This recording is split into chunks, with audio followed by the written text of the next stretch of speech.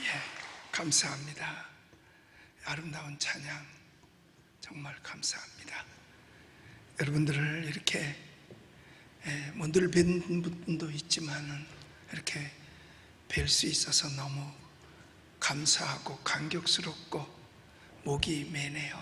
정말 감사하고 이렇게라도 하나님 앞에 예배할 수 있다는 게 얼마나 감사한지, 그리고 예배가 얼마나 소중한지를 우리에게 깨닫게 해주신 것이 얼마나 감사한지 모르겠어요.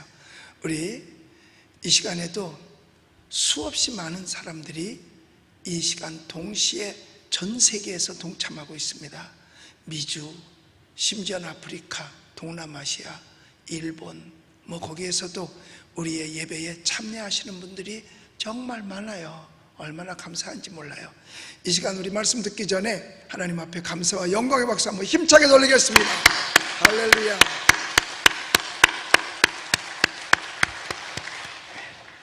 여러분 모두에게 하나님의 크신 사랑과 은혜가 충만하시기를 예수님의 이름으로 축복합니다. 오래전 미국 서부 지역의 한 산골에서 있었던 일입니다. 외딴 산골 마을이에요. 옛날에 미국도 문명이 이렇게 썩 좋게 발전하기 전에는 다들 어려웠죠. 왕래도 그렇게 썩 쉽지가 않고. 그런데 그 산골에서 농사를 지으면서 사는 한 가정이 있었어요. 엄마, 아빠, 아이들 둘이죠. 그런데 시골에 사니까 장을 도회지로 한번 보러 나가면 3일 정도는 걸려야만 집으로 돌아오기도 하고 그랬었습니다. 그런데 한 번은 그 아이들 아빠가 이제 장을 보러 도회지로 나가게 된 거예요. 그리고 나서 아내와 또 두 아이만 있는 그때에 이 아이들에게 빵을 고주려고 그 아이의 엄마가 장작더미를 가서 장작을 들었어요. 그런데 그 장작더미 옆에 숨어있던 독사가 나와가지고 그 여인의 팔을 물어버린 거예요. 얼마나 놀랬겠습니까? 그리고 독사한테 물렸으니까 이제는 죽었구나 할 수밖에 없지요. 그런데 이런 상황에 있을 때에 그녀는 죽은 것만 생각해 가지고 절망하거나 울부짖거나 이제 큰일 났다고 한 것이 아니었었어요. 뱀의 독이 온 몸에 퍼지는 동안, 즉 내가 살아있는 동안 나는 1시간이든지 2시간이든지 뭘 해야 할까를 생각을 했습니다. 그런데 가장 먼저 생각난 것이 아이들이에요. 남편이 돌아오려면 3일은 있어야 되는데 내가 죽으면 아이들이 3일 동안 먹지도 못하고 살아있을지도 모른다는 생각이 드는 거지요. 그래서 내가 이 아이들은 살려야 되니까 먹을 빵과 우유와 물과 이런 것을 준비해야 되겠다 생각하고 정신없이 아궁이에다 불을 지피며 빵을 굽기 시작했습니다. 때는 뜨거운 여름이라 햇살은 따가웠죠. 그런데 몸에서는 점점 힘이 빠지고 눈은 흐려지고 침침해지기 시작했어요. 그때 그 여인이 큰아이를 불러서 조심스럽게 말합니다. 얘야, 아무래도 엄마가 오랜 깊은 잠을 자게 될 것 같다. 만약에 엄마가 잠이 들면 깨어나지 못하거든. 그런데 네가 아빠가 올 때까지 잘 보살펴 줘야 된다. 엄마가 이렇게 빵도 만들어 놓고 우유도 준비해 놓고 물도 이렇게 해놨으니까 너 이거 동생 먹이면서 잘 동생을 지켜야 된다. 아무래도 엄마는 잠이 들면은 못 깨어날 것 같아 하고 조심스럽게 얘기했습니다. 그리고 그 이야기를 하고 나서 그 여인은 자기가 할 수 있는 모든 일을 최선을 다해서 미친 듯이 온몸을 바쁘게 움직였습니다. 온몸은 땀으로 흠뻑 젖었죠. 그런데 신기하게 침침해던 눈이 밝아지기 시작하고 다 맥 빠졌던 몸이 다시금 소생하기 시작한 걸 느꼈어요. 그 여인이 얼마나 열심히 했던지 그 여인이 땀을 흘릴 때에 그 혈관에서 흐르던 이 뱀의 독이 다 씻겨 나와서 그 여인의 생명을 구했다는 얘기입니다. 뱀에 물려 죽게 된 바로 그 순간에 두려움으로 떨고 있었던 것이 아니라 마지막까지 주어진 시간에 내가 뭘 할 수 있을까를 생각하고 최선을 다해서 움직인 거죠. 우리는 어려움 당할 때 우리의 자세는 어떤가요? 좌절하고 낙심하고 절망하고 그냥 퍼져 있나요? 아니면 내가 이 어려운 속에서 내가 헤쳐나가야 되겠다 하는 마음을 가지고 앞으로 나아가고 있습니까? 여러분, 이 여인의 열심 있는 행동이 바로 이와 같은 기적을 낳았다는 것입니다. 지금 우리는 우한폐렴, 코로나19의 독사한테 전 국민이 지금 물려 있어요. 그래서 서서히 기운을 잃어가고 눈도 침침해지고 판단력도 지금 많이 흐려져 가고 있습니다. 그런데 독사한테 물렸다고 이 여인이 절망하고 낙심한 것이 아니라 움직인 것처럼 우리도 두려움에 떨 것이 아니라, 좌절하고 낙심할 것이 아니라 이럴 때일수록 위기를 기회로 알고 주어진 삶 속에서 다 열심히 최선을 다해서 움직이고 우리에게 주어진 일을 다 해야 할 줄로 믿습니다. 요한복음 9장에 보면 나면서부터 소경된 자의 이야기가 나옵니다. 그 소경은 배운 것이라고는 아무것도 없어요. 길거리에 앉아서 구걸하는 것 외에는. 그런데 그 소경의 나이가 40살이에요 참 불쌍한 인생으로 살아온 거죠, 40년 동안. 그러나 예수님은 소경을 보는 순간 이렇게 말씀하십니다. 하나님께서 하시고자 하시는 일을 이 사람을 통해서 나타내고자 함이라고 말씀하셔요. 이 소경을 통해서도 하나님이 하시고자 하시는 일이 분명히 있다라고 말씀하셨고 그 역사를 이루시는 겁니다. 이게 주님이셔요. 하나님의 역사는 이처럼 개인적이요 높은 하나님의 섭리와 경륜 속에서 하나씩 둘씩 착착 진행되어 가며 이루어져 가는 것입니다. 은혜로운 하나님의 뜻이죠. 우리가 미처 모를 때도 하나님은 개별적이고 섭리적으로 높은 경륜 속에서 그 능력 속에서 하나님의 사역을 이루어 나가고 계시는 것입니다. 우리는 내가 존재함으로 할 일이 있다고 생각하지만 절대로 그렇지 않습니다. 할 일이 있기 까닭에 오늘날 지금 내가 존재하는 것입니다. 우리는 이 귀중한 사실을 잊어서는 아니 되는 거예요. 여러분, 세례 요한이 마지막에 헤롯 왕에 대한 부정을 갖다가 선포하니까 죽이려고 하잖아요. 그때 감옥에 갇혔었어요. 그때 그가 뭐냐, 오시리가 당신입니까? 메시아가 바로 왔는지 안 왔는지 그 얘기를 하는 거죠. 우리가 다른 사람을 기다려야 됩니까? 제자들이 그걸 보고 와서 예수님 모습을 보고 그대로 얘기하니까 아, 됐다. 그럼 내 할 일 했다는 거예요. 그러니까 할 일이 있기 때문에 존재하는 거지 존재하기 때문에 할 일이 있는 것이 아닙니다. 그러니까 세례 요한은 내 할 일 다 했네? 그리고 당당하게 순교를 한 것입니다. 우리는 이 귀중한 사실을 잊어서는 안 됩니다. 어떤 사람이든 어떤 사건이든 그 속에 구체적인 하나님의 뜻이 있습니다. 저는 전국에 지금 퍼져 있는 이 코로나19 바이러스, 이것이 여러분 이 땅에 창궐하는 것도 그 안에 하나님의 뜻이 있음을 깨닫게 되는 거예요. 여러분, 추수 때가 됐을 때 알곡과 쭉정이가 피가 구분되는 거예요. 기지를 해봐야 알곡과 쭉정이가 나누어지는 것입니다. 그러니까 이 코로나로 알곡과 쭉정이가 구분되는 것 아닌가? 하나님의 사람과 세상 사람이 구분되는 것 아닌가? 이 코로나를 통해서 진실된 신앙인 믿음이 있는 사람인가 없는 사람인가가 구별되는 것 아닌가? 스스로가 우리는 이걸 통해서 내가 지금 구별되고 있다라고 생각할 수 있어야 되는 것입니다. 예수님 십자가에 달렸을 때 강도가 둘이 처음엔 똑같았어요. 둘 다 예수님 욕했어요. 근데 예수님의 그 고난 당하시는 모습을 보고 구분이 됩니다. 오른쪽의 강도는 예수님을 영접하고 천국에 가고, 왼쪽에 있던 강도는 너도 내려오고 나도 내려달라고 땅으로 가겠다고 하고 그는 지옥으로 갔어요. 오늘날 이 모든 것에도 하나님께서 구분하는 역사가 이 속에 있지 않는가? 그래서 온 국민들도 이제는 옳고 그름과 알곡과 쭉정이와 참목자와 거짓목자와 등등을 구별할 수 있는 이것이 되어지지 않았겠는가 생각해 봅니다. 온 세상 사람들이 여러분, 다 우리를 필요하지 않다 하더라도 하나님은 여러분 우리를 필요하시는 줄로 믿습니다. 하나님은 우리를 통해서 이 땅에 역사하고 계십니다. 하나님은 우리를 쓰시고 우리를 고용하십니다. 우리는 질그릇과 같아서 깨어지기가 쉬워요. 그러나 그 질그릇 속에 무엇이 담겨져 있느냐, 그 그릇의 그릇됨은 그릇 자체에 있는 것이 아니고 그 용도에 있는 것입니다. 그릇이 좋고 나쁜 것가 중요한 것이 아니라 그 속에 뭐가 담아져 있느냐 하는 거예요. 담기는 내용에 의해서 그릇의 가치도 달라지게 되어져 있습니다. 그러니까 여러분, 내용물이 더 중요한 거라는 얘기죠. 이렇게 플라스틱 쓸 때에 플라스틱 그릇들이 이렇게 있지 않습니까?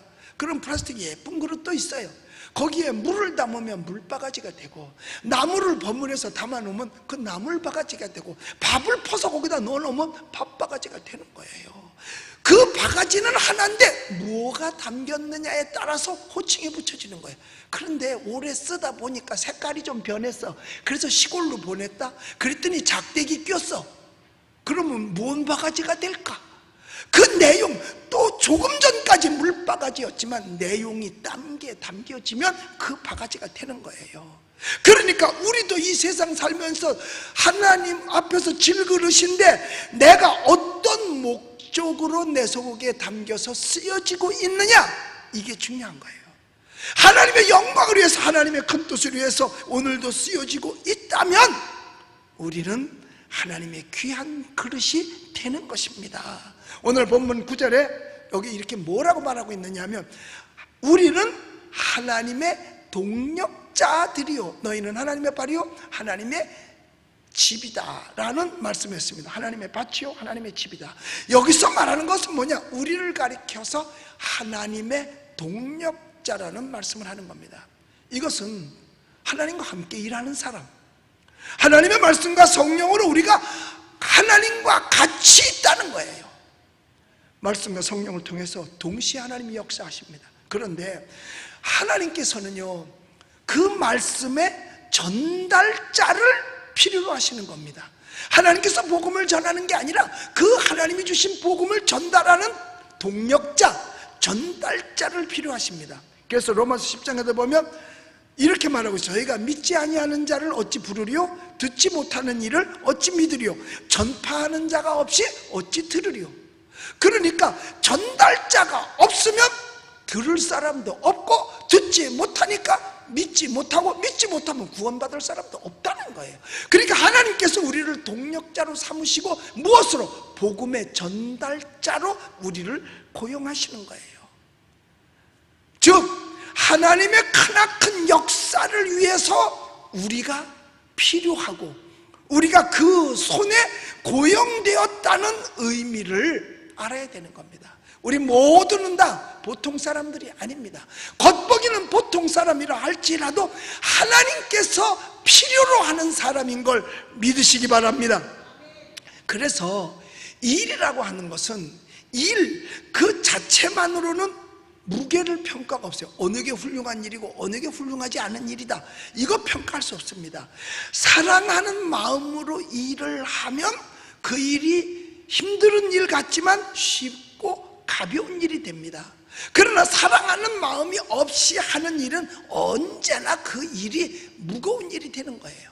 가족 식구들을 사랑하기에 나가서 돈을 벌고 땀을 흘릴 때, 가족 식구들을 사랑할 땐 하루에 종일 일도 조금도 힘이 들지 않습니다.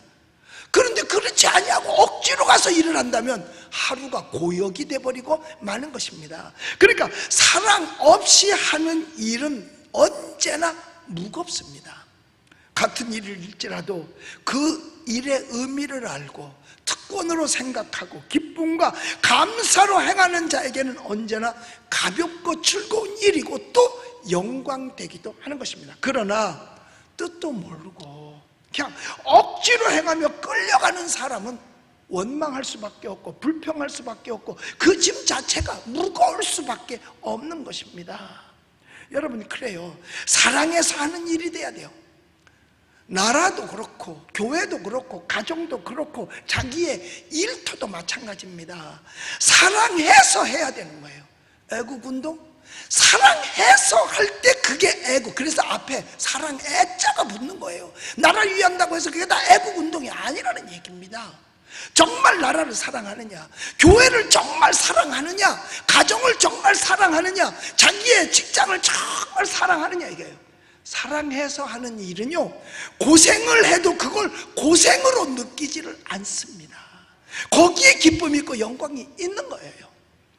옛날에 우리 자랄 때 우리의 어머니들을 보면은요, 지금 생각해보면 정말 고생들 많이 하셨어요.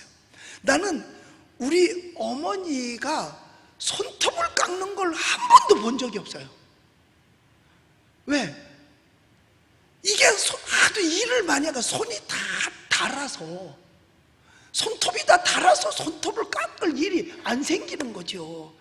그 전에 보면 시골에서 이렇게 남의 집 밭에 가서 밭을 매줘요. 그러면 이제 그 밭 매고 나면 가져가라고 품값 대신에 그 야채 같은 걸 싸줘요. 그러면요, 들지도 못하는데 머리에만 얹어 놓으면 고개가 다 삐뚤어져도 그걸 이고 오셔요. 그 얼마나 힘들겠습니까? 고개가 삐뚤어질 정도인데. 그래도 하는 건 뭐냐? 가족을 사랑하기 때문에 그 일이 힘들지가 않은 거예요. 나라도 그렇고 교회도 마찬가지예요. 정말 사랑하는 사람은 환난과 역경이 있고 힘이 들어도 고생스럽다고 생각하지 않고 기쁨으로 그 일을 해낸 거예요. 그리고 그 무거운 머리에서 내려놔도 푸념 한마디 안 해요. 아이들 듣는 데서 아이고 힘들다 소리도 한마디 안 해요. 우리는 그래요. 사랑해서 하는 일은 고생을 해도 고생 자체에 기쁨이 있고 영광이 있거든요. 우리는 하나님에게 고용된 자로서 기쁨과 특권으로 살아가야 되는 겁니다. 나를 하나님께서 써주셨네, 나를 하나님이 고용하셨네. 만일에 하나님의 손에 붙들려 살지 못하면 무엇에 붙들려 사는 줄 아세요? 죄에 붙들려 삽니다. 하나님의 고용인이 안 되면 마귀에게 고용자가 된다는 사실을 알아야 합니다. 사람이 당연히 해야 할 일을 하지 않으면 해서는 안 될 일을 하게끔 되어져 있습니다. 즉 하나님의 영광을 위해서 살지 못하면 이제는 죄와 사망과 마귀의 종이 되어서 사는 존재가 된다는 사실을 알아야 되는 것입니다. 우리는요, 그냥이 아니에요. 하나님의 부르심을 받은 자들이에요. 네가 나 택한 거 아니야. 내가 너희를 택하여 세웠다라고 말씀합니다.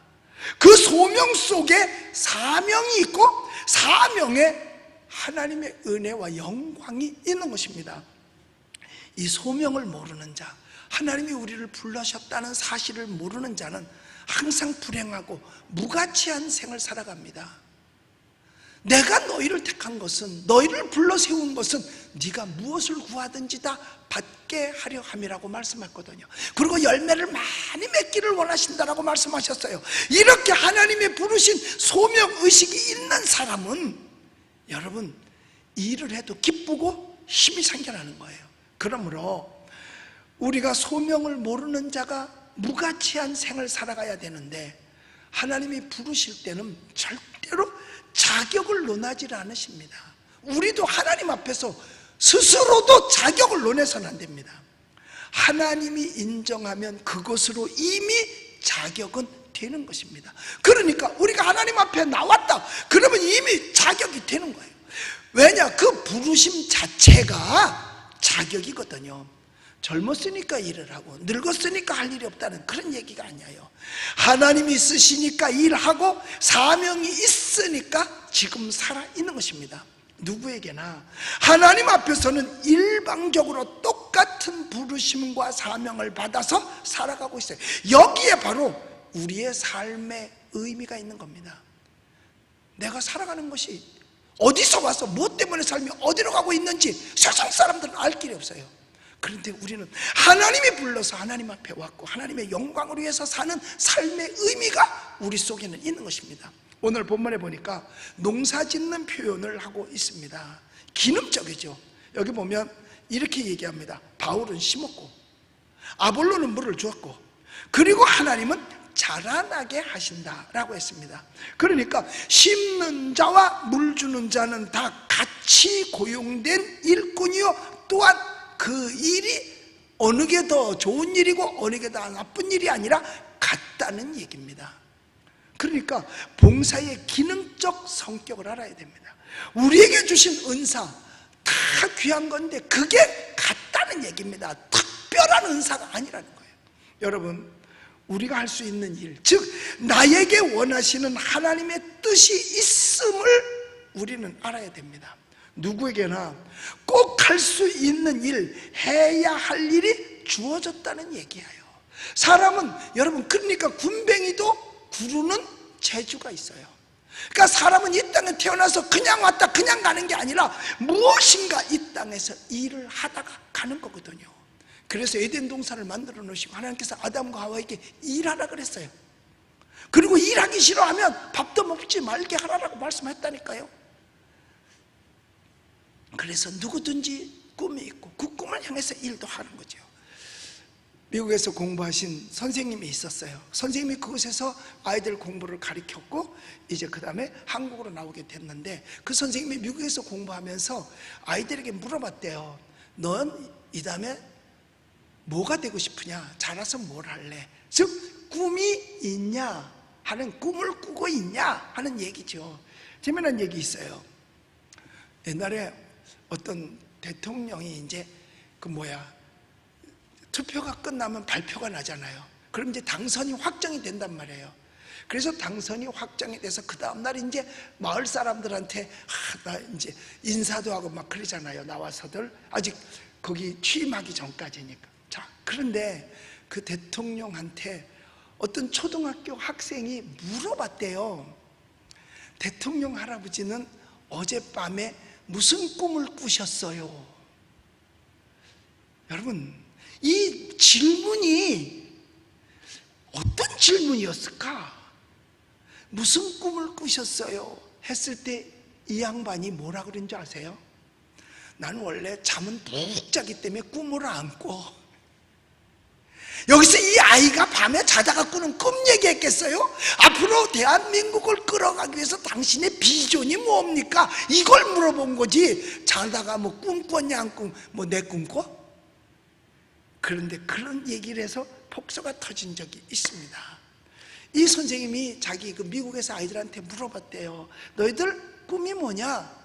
그랬더니 한 아이가, 선생님 뭐 이것저것 다 얘기했는데 저는요 전기기술자가 되고 싶어요. 전기기술자가 되고 싶다는 거야. 여러분, 만약에 우리 우리 기르는 아이들한테 너 꿈이 뭐냐? 그랬을 때 난 전기기술자 될래요. 나는 구두수선 할래요. 이러면 걔는 그날 제삿날이야. 너 이놈의 자식아, 너 돈 쳐들여 공부해야 했더니 그걸 하려고? 그걸 야단쳤을 거예요. 그런데 미국 아이들은요, 나는 전기기술자가 될래요.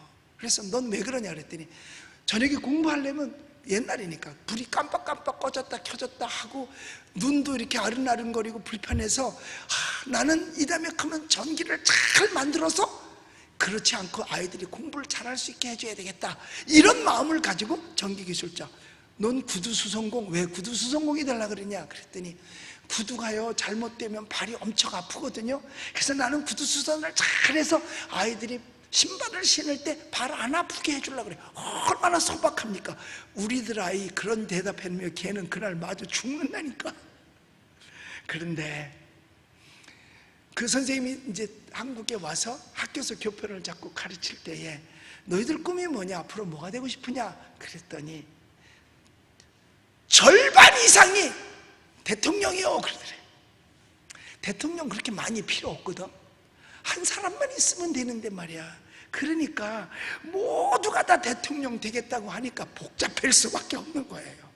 여러분, 하나님께서 우리에게 주신 은사, 그런데 그 은사는 다 내게 필요한 것을 주셨습니다. 전기기술자면 어떻고 구두를 수선하면 어떻겠어요? 그런데 하나님께서 내게 필요한 거 주셨는데 다 효과적으로 주셨어요. 그게 뭐냐? 우리가 지금 놓여 있어야 될 그 자리에 놓여 있기만 하면 그 사람은 성공한 겁니다. 있어야 될 자리에 있으면 성공한 거라니까요. 다른 게 아니에요. 여러분, 두루마리 화장지는 어디 있어야만 그게 성공한 거냐? 화장실 안에 있어야만. 두루마리 화장지가 밥상 위에 올라가 있으면 그건 실패한 두루마리라니까요. 우리 각자도 마찬가지예요. 자기가 놓여 있을 자리, 이건 하나님께서 주신 나에게 천직이다 라고 생각하고 있어야 될 자리에 있다면 그는 성공한 거예요. 그것이 계급이 문제가 아니라는 이야기입니다. 그런데 미련한 사람은 할 수 있는 일은 시시해서 안 하고, 할 수 없는 일은 못해서 못하고, 그래서 아무것도 못하고 남이 하는 것만 부러워하는 사람, 그건 진 거지요. 그리고 뭘 하자 그리만 하면 항상 다음으로 미루고 내일로 미뤄가는 것, 이런 사람은 은사를 소멸하게 되는 것입니다. 누구는 심는 자입니다. 누구는 물 주는 자입니다. 열심히 심고 열심히 물 주기만 하면 되는 거예요. 이렇게 성경은 우리에게 가르쳐 부분적으로 맡은 각자의 사역이 있다는 거예요. 집에서도 아내가 할 일이 있고 남편이 할 일이 있잖아요. 젊은이가 할 일이 있고 노인이 할 일이 있잖아요. 각각 맡은 일이 다 있습니다. 맡은 바 분복, 맡은 바 사명, 내가 받은 은사, 이것을 분명히 해야 하는 것입니다. 분명히 해야 돼요. 우리나라에도 대통령으로부터 시작해서 저 밑에 공무원까지 쭉 이렇게 있어요. 어느 일이 특별하고 어느 일이 중요한 것이 아닙니다. 하나만 빠져도 무너지게끔 되어져 있는 거라니까요.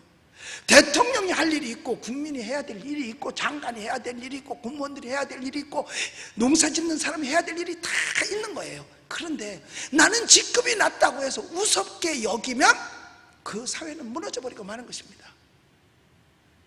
시골 교회에 함석으로다가 철판으로 지붕을 하는 교회가 있어요. 근데 다 못이 박혀 있어요. 못 하나가, 난 맨날 왜 꼭대기에 있어서 대가리만 얻어맞고 여기 박혀 있어야 돼. 나도 필요 없어. 그리고 난 여기 안 있을래. 그리고 못 하나가 빠져나갔다. 그리고 났는데 바람이 불었어요. 빠진 자리가 들썩들썩 되니까 나중에는 완전히 지붕이 다 날아가 버린 거야. 그 못 하나가 한 그 사명, 그 자리에 박혀 있어야 되는 게 제 사명을 다하는 거거든요.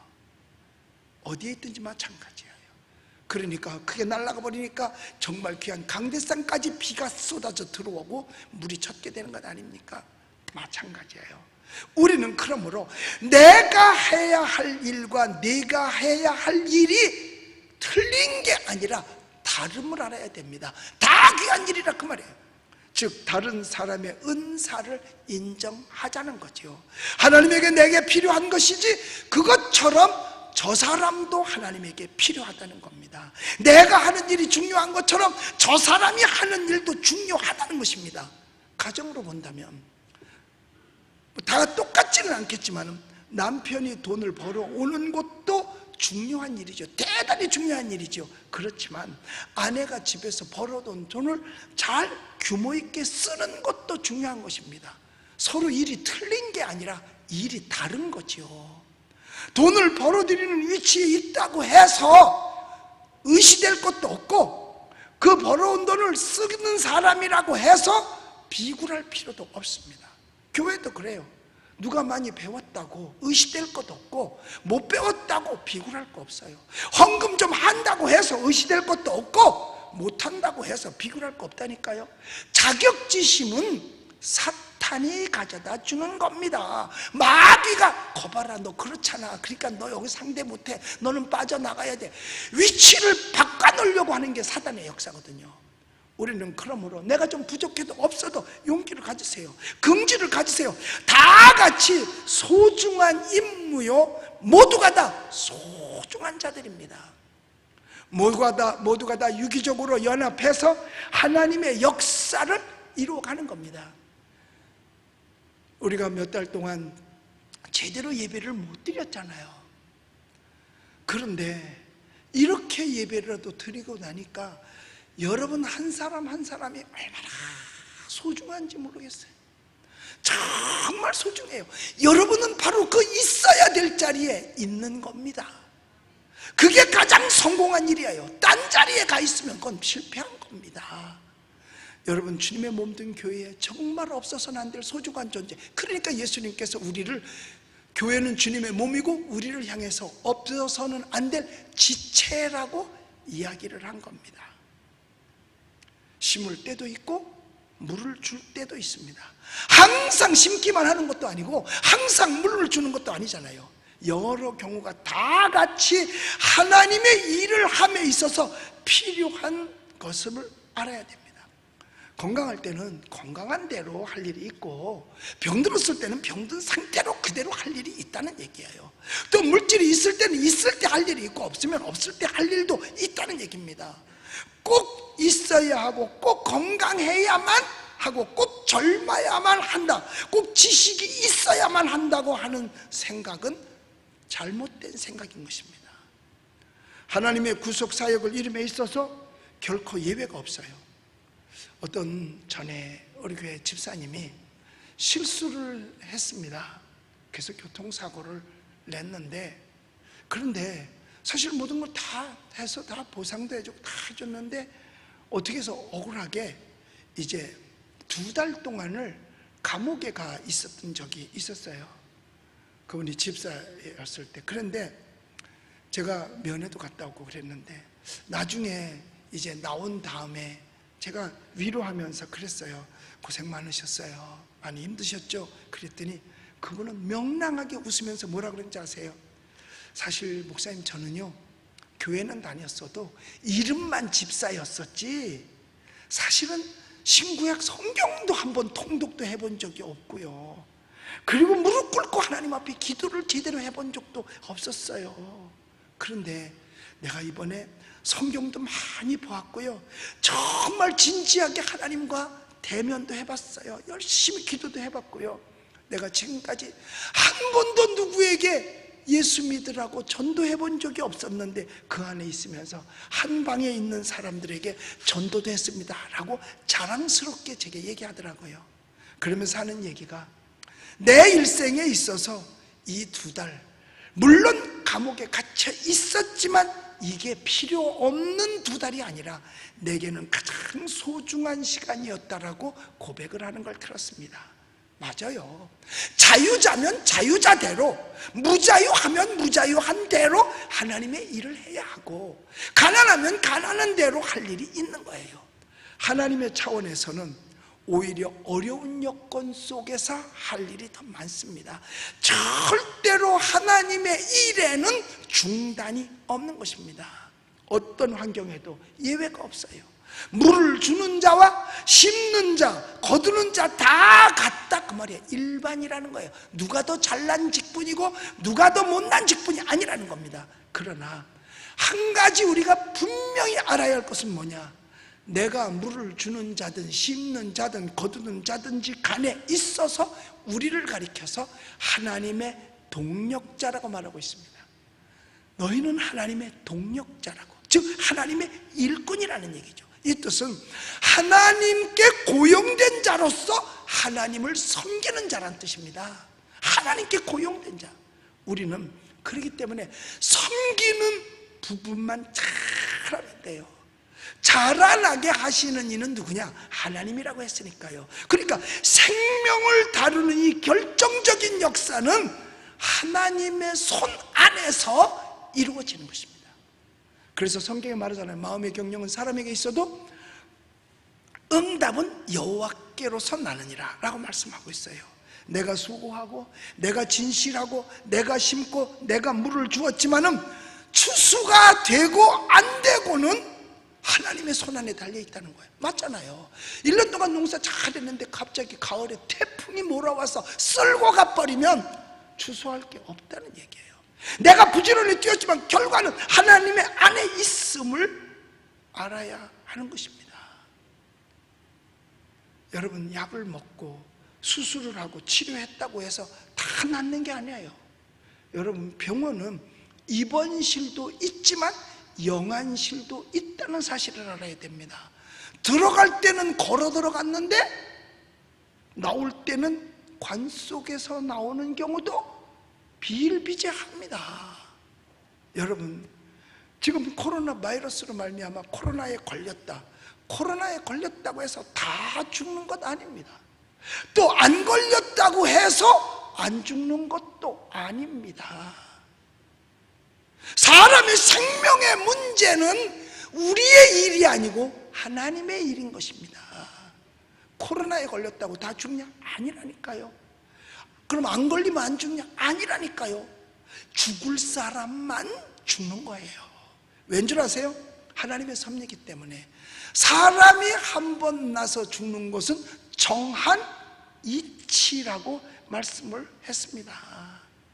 사람은 죽습니다. 생명의 문제는 하나님의 일이에요. 그렇기 때문에 뭐라고 말씀하셨어요? 나는 새 한 마리도 하나님의 허락 없이는 떨어지지 아니한다는 겁니다. 그런데 사람이 한 번 났다가 죽는 건 정한 이치가 뭐냐? 나이가 먹으면 다 간다는 얘기입니다. 그러므로 우리는 뭘 해야 되느냐? 늙으면 죽으니까 하나님의 때를 기다릴 줄 알아야 한다는 겁니다. 코로나에 걸렸다고 해서 이거 죽으면 어떡하지? 아니요. 안 걸렸다고 해서 나는 끝까지 살 거야? 아니라니까요. 하나님의 섭리에 달려 있어요. 그러므로 우리는 하나님의 손에서 하나님의 사역이 이루어져야 하는 것입니다. 그러므로 우리는 뭘 하냐? 기다리는 거죠. 묵묵히 기다려야 됩니다. 초조와 불안은 금물입니다. 그러니까 혹시 내가 양성인데 괜찮아요. 묵묵히 기다리는 거예요. 그러다가 하나님 부르시면 가면 되지 뭘 그래. 우리 예수 믿는 목적이 천국 가려고 하는 거잖아요. 천국 가는 방법은 죽어야 가는 건데 뭐. 그런데 하나님이 그렇게 막 데려가지 않으십니다. 그래서 우리가 배워야 될 것이 있어요. 농부의 인내를 배워야 됩니다. 최고의 덕은 인내예요. 이것이 신앙적인 인내입니다. 부지런히 씨를 뿌리고 물을 주고 조용히 기다리는 것이 농부의 신앙입니다. 그렇다고 내가 심었다고 내가 거두어야 된다라고 생각하지 맙시다. 우리가 잘 아는 어거스틴의 어머니는요, 그 아들 어거스틴을 사실 믿음으로 어릴 때부터 정성껏 키웠습니다. 기도로 말씀으로 키웠는데 왠질인지 세상의 청년 때에 말을 안 들어요. 그리고 세상으로 향했습니다. 나중엔 이단에게까지 빠졌어요. 어머니를 뿌리치고 로마로 가버립니다. 그렇다면 그동안에 십수년을 갔다가 기도하고 말씀으로 양육하고 했는데 이게 삐뚤어갔다. 낙심 안 되겠어요? 신앙 포기할 만하지 않아요? 내가 기도까지 이렇게 했는데 하나님 왜 내 기도 안 들어주십니까? 하고 포기할 만도 한데, 예, 어거스틴의 어머니는 낙심하지도 않고 포기하지 않고 끝까지 열심히 기도했어요. 그 결과로 어거스틴은 회개하고 성자가 되어서 돌아옵니다. 그 기간이 13년이었어요 13년 동안이나 어머니는 기다려야 했던 겁니다. 오늘 심고 내일 거두겠다고 하는 망상은 버려야 됩니다. 우리 예수 믿는 사람들이 잘못된 사고 중에 하나가 뭐냐? 내가 오늘 기도하면 지금 당장 뭐가 딱 물론 안 이루어진다는 얘기가 아니에요. 이루어질 수도 있습니다. 그러나 기다려야 할 일도 있다 이 말입니다. 여러분, 봄에 심어놓고 빨리 이거 추수하게 해주세요, 그런다고 추수가 돼요? 가을에 가야 되는 것처럼 말이에요. 여러분, 우리도 깨달아야 됩니다. 사실 우리가 예수님 믿었으면 얼마나 믿었나요? 기도했으면 몇 년이나 그것을 놓고 기도했나요? 그런데 조금 해놓고 빨리 이루어지지 않는다고 좌절하고 낙심하고 뭐가 빨리 안 된다고 신앙을 포기할 생각을 하고 의심하고 이래서는 가을 추수를 맞이할 수 없는 것입니다. 내가 못 거둔다고 해서 포기해서는 안 됩니다. 우리는 내가 심었다고 다 내가 거두는 게 아니잖아요.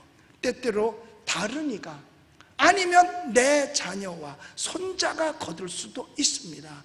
내가 피 흘리고 땀 흘리고 애써서 심고 썩어지는 밀알되고 오랜 뒤에 누가 거두게 될 때에 그 거두는 것을 멀리서 보고 기뻐할 수 있어야 하는 것입니다. 80대 노인이 사과나무를 심습니다. 아니 영감님, 그거 심으면 뭐예요? 따잡수지도 못할 거를. 아니요, 누군가는 심어놔야 후세에 따먹을 거 아니겠습니까? 나도 우리의 할아버지가 심어놓은 나무를 통해서 열매를 따먹어서 오늘날까지 먹었으니, 만약 여기서 내가 사과나무 심는 것을 중단해 버린다면 더 이상 후손들은 먹을 수 없지 않습니까? 바로 이거예요. 누군가 거둘 때 그것을 멀리서 보고 기뻐할 수 있는 신앙. 모세가 80살 되었을 때 하나님의 부름을 받아서 종살이하던 애굽으로 갑니다. 목숨 걸고 가는 거예요. 거기 가서 내 백성 해방시켜달라는 거잖아요. 우리 풀어달라는 거잖아요. 10가지 재앙을 통해서 나오잖아요. 그때 그가 40년을 광야를 이끌고 옵니다. 그런데 가나안 땅엔 못 들어가요. 여호수아가 백성들을 이끌고 가나안으로 들어갑니다. 그는 산꼭대기에서 그 가나안에 들어가는 자기 백성들, 여호수아와 그 백성들을 보고서 멀리서 기뻐합니다. 나는 못 가지만 너희들이라도 갈 수 있으니까 감사하구나 하는 마음으로 멀리서 내다보는 거예요. 꼭 내가 했다고 해서 내가 들어가야 된다는 얘기가 아닙니다. 그런데 모세의 시신은 본 사람이 없다고 하는 거 보면 하나님께서 그를 들어 올리셔서 그가 이 땅에 있지 아니하다는 얘기죠. 여러분, 마찬가지예요. 과거에 일제 36년 동안 우리의 많은 믿음의 선조들이 땀 흘려가면서 일을 했어요. 독립운동을 했습니다. 뭐 폭탄도 만들어서 던지고. 그런데 그가 폭탄 만들어 던져서 자기한테 자기가 뭘 누릴 거를 생각했었겠어요? 아니요. 나는 누리지 못한다 하더라도 내 백성이 그것을 통해서 자유를 누릴 수 있다면 나 하나쯤은 희생할 수 있겠다는 거죠. 멀리서 잘 되는 모습을 보고 즐거워할 수 있는 이 마음을 갖는다는 얘기입니다. 여러분, 이것이 바로 살아있는 신앙, 이것이 진정한 신앙인 것입니다. 다만 하나님의 일꾼으로 우리는 오직 주님을 위해서 섬기는 일, 물 주는 일에 충성하는 것입니다. 오늘도 하나님은 역사하고 계십니다. 오늘도 심는 자와 물 주는 자, 거두는 자를 찾고 계십니다. 진실과 겸손과 충성된 하나님의 동력자를 구하고 계십니다. 오직 믿음으로 우리는 이 부름에 응답하고 하나님께 나와야 하는 것입니다. 우리 사랑하는 성도 여러분, 우리 예수님을 믿으시며 힘차게 아멘 합시다. 우리는 하나님의 자녀로 내게 주신 환경, 현재의 지식, 내 처지 바로 이대로 바꾸려고 하지 말고 이 상태에서 주님의 부름이 있음을 알고 하나님의 동력자, 하나님의 귀한 일꾼으로 승리하는 여러분들이 되시기를 예수님의 이름으로 축복합니다. 기도하겠습니다. 우리 아프신 분은 아프신 자리에 손을 얹고, 문제가 있으면 가슴에 손을 얹으시기 바랍니다. 위에서 기도해 드리겠습니다. 우리를 사랑하신 만군의 여호와 하나님께 감사합니다. 우리에게 말씀하셨습니다. 어떤 이는 심는 자요, 어떤 이는 또 물을 주는 자요, 어떤 이는 거두는 자라고 그랬습니다. 각양각색의 주를 섬기는 일들이 있습니다. 각자에서 있는 그 자리가 가장 귀한 자림을 알고 그 자리에서 우리는 하나님을 섬길 수 있고 그 자리에서 하나님의 동력자로서 이 세상을 승리하며 살아갈 수 있게 하여 주시옵소서. 오늘도 주님 앞에 나와 믿음으로 손을 얹었나이다. 시간과 공간을 초월하셔서 이 시간도 역사하여 주시옵소서. 믿는 자들에겐 표적이 따르리니 저희가 내 이름으로 귀신을 쫓아내며 병든 사람에게 손을 얹은 즉 나으리라 했어. 지금 얹었사오니 역사하여 주시옵소서. 내가 나사렛 예수 그리스도 이름으로 명령하노라. 육신의 질병은 예수 이름으로 묶음을 놓고 물러갈지어다. 예수님의 이름으로 저주받고 떠나갈지어다. 내가 나사렛 예수 그리스도 이름으로 명령하노니 나음을 얻게 될지어다. 회복될지어다. 사지백체 오장육부가 튼튼할지어다. 또한 코로나 바이러스도 예수 이름으로 떠나갈지어다. 양성자도 음성자로 바꾸어 이루어지게 될지어다. 주님 합력하여 선을 이루시고 모든 문제 속에서도 자유함을 얻게 하여 주시며 예배를 방해하는 귀신의 세력이 물러가게 하여 주시고 모든 예배가 정상으로 회복되어지게 하여 주시옵소서. 하나님을 사랑하는 자, 그 뜻대로 부르심을 입은 자들에게는 모든 것이 합력하여 선을 이룬다 싸우니 그대로 되기를 소원하며 나사렛 예수 그리스도의 이름으로 기도드리옵나이다. 아멘.